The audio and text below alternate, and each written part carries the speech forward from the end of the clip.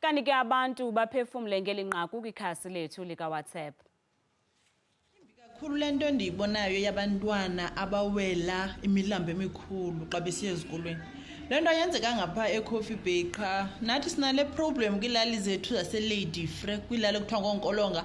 Abantwana xa kunetha imvula basesikhwanqeni abakwazi uya. Into ebendiyilindele bengalindelanga kusekho abantwana abanqumla emilanjeni ngo-2020 because wethu urhulumente uzobabonelela. Ngoku kukho abantwana nootishala abanqumla emilanjeni kodwa kwakuthiwa kuzokwenziwa ibhlorho zonke izikolo ezinabantwana abanqumla emilanjeni.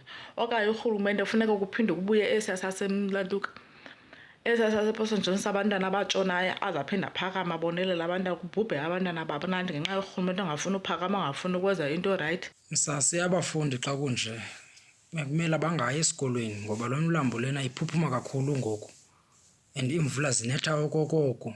Bekumela noko urhulumente athathe ixanduva abokhele ibhlorho.